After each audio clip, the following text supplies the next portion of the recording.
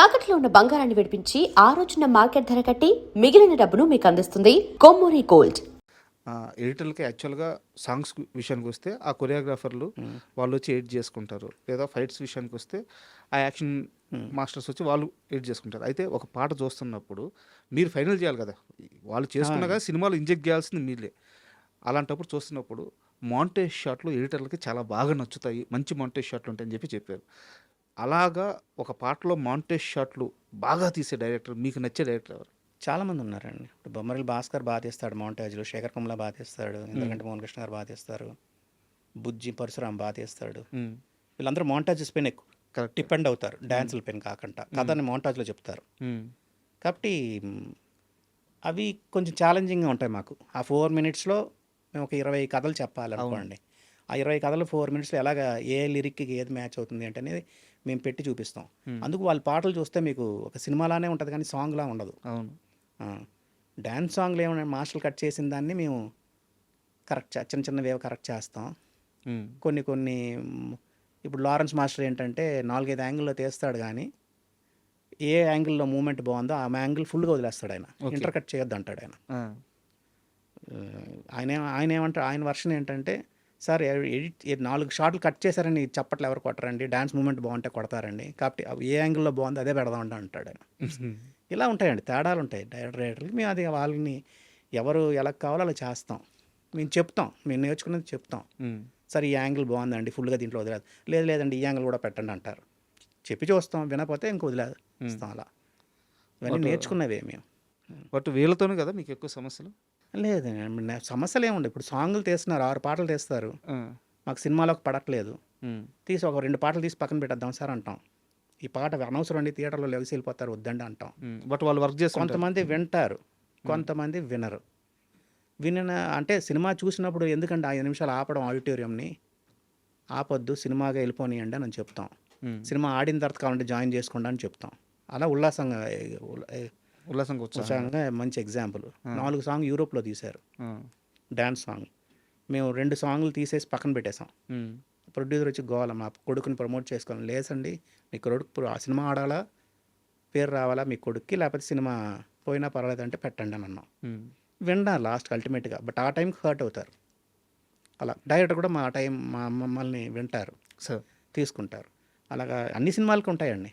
చాలా cinema, బద్రిలో song తగ్గించాం, pathos song చాలా చిన్న సాంగ్ చేసాం, ధర్మచక్రంలో అయితే ఒక సాంగే తీసాం, పేతాస్ సాంగ్. అలా చాలా సినిమాల్లో జరుగుతుంది. అలా సాంగ్ పడట్లేదు అంటే సాంగ్ తీసేస్తాం.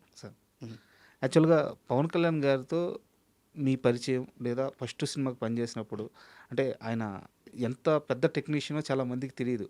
ఒక స్టార్గా అందరికి తెలుసు, కానీ సబ్జెక్ట్ మీద ఆయనకి మంచి గ్రిప్ ఉంటుంది.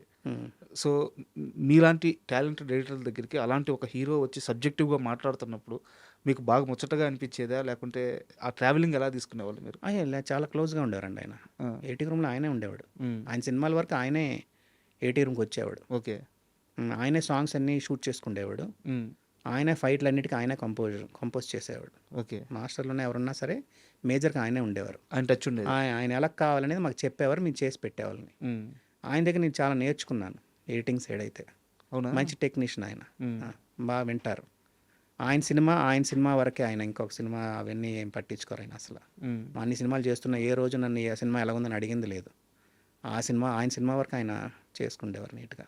ఆయనే పక్కన ఉండేవారు. ఆయనకి ఏం కావాలో చెప్తే మేము ఎడిట్ చేసి చూపించేవాళ్ళని. ఆయనకి నాకు బాగా ట్యూనింగ్ ఉండేది ఆ రోజుల్లో. ఏదైనా చిన్న ఇన్సిడెంట్ మీ ఇద్దరి మధ్య జరిగింది, మీకు పవన్ కళ్యాణ్ గారి మధ్య ఒక క్యూప్ మూమెంట్ కానీ, లేదా ఒక సబ్జెక్ట్ డిస్కషన్లు ఉంటాయండి, ఆ డిస్కషన్ ఏదన్నా ఒకటి షేర్ చేస్తారు? ఇప్పుడు అంటే తమ్ముడు సినిమాకి ట్రావెలింగ్ సోల్జర్ సాంగ్ ఉంది, ఆయన ప్రిపేర్ అయ్యే సాంగ్ ఇంగ్లీష్లో ఉండేది. ప్రొడ్యూసర్ గారి దగ్గర నుంచి, డైరెక్టర్ దగ్గర నుంచి అందరూ గోల, ఈ రోజుల్లో ఇంగ్లీష్ సాంగ్ రావడం ఏంటండి మన తెలుగు సినిమాలో, వద్దండి అన్నారు.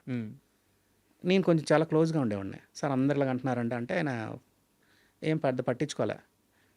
4th టైం 5th టైం అన్నప్పుడు ఆయన అన్నాడు, వెంకటేష్ అది ఇంగ్లీష్ సాంగ్ అయితే మనకి ఆడుగా ఉండదు, తెలుగు సాంగ్ అయితే ఆడుగా ఉంటుంది, బయలుదేరు వీరుడా అంటే ఎలా ఉంటుంది, అది కాదు, ఇంగ్లీష్లో అయితే మీకు అది బాగుంటుంది, నా మాట వినండి అన్నాడు ఆయన. ఇలాంటివి ఉంటాయండి డిస్కషన్స్. ఇప్పుడు ఖుషీలో ఫస్ట్ సినిమా ఏ మేరా జవాన్ ఫస్ట్ హిందీ సినిమా అంటున్నారు అందరూ, తెలుగు సినిమా హిందీ సినిమా ఏంటి సార్ ఇది అని అన్నారు. ఆయన వినలేదు, వాళ్ళకి తెలియదు, అదే మోడర్న్ అవుద్ది చూడని అన్నాడు ఆయన. అదే ఆయనకి ఆడిటోరియం పల్స్ బాగా తెలుసు ఆయనకి, అవే ట్రెండ్ సెట్ అయింది. ట్రెండ్ సెట్ అయ్యాయి అలా. అలాగా ఉండే అవన్నీ బాగా తీసుకుంటారు ఆయన, బాగా చెప్తారు ఆయన మాకు, ఆయన మేము నేర్చుకున్నవి అవన్నీ ఆయన దగ్గర నుంచి. బట్ ఆయన డైరెక్టర్గా తీసిన జానీ మూవీ సార్, చాలామంది అప్పట్లో ఎంత పెద్ద ఎక్స్పెక్టేషన్స్ అంటే మూవీ మీద.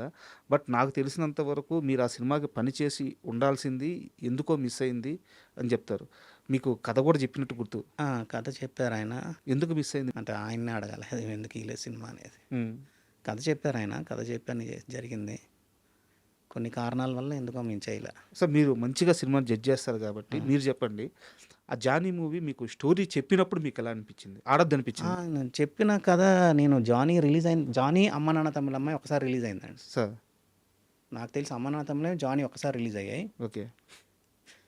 ఆ సినిమాకి ఆయన ఎక్కడో ఆయన చెప్పిన కథని తీయలేదు ఆయన. ఓకే. ఆయన మాకు చెప్పినప్పుడు కథ జానీ కథ అంటే నేను చెప్పొచ్చో చెప్పకూడదు నాకు తెలియదు. సార్. ఆయన అనుకున్న కథ రాలేదన్నది, ఆయన చెప్పిన నెరేషను ఆయన వేరే సినిమాగా వచ్చిందనేది నేను అనుకుంటున్నాను. నాకు చెప్పిన కథ అయితే అదే. ఇంకా కథలో కూడా మార్పులు వచ్చినాయి, బాగా మార్పులు వచ్చినాయి. ఓకే. తల్లిపోయిన కథ అది నేను విన్నప్పుడు. ఓకే.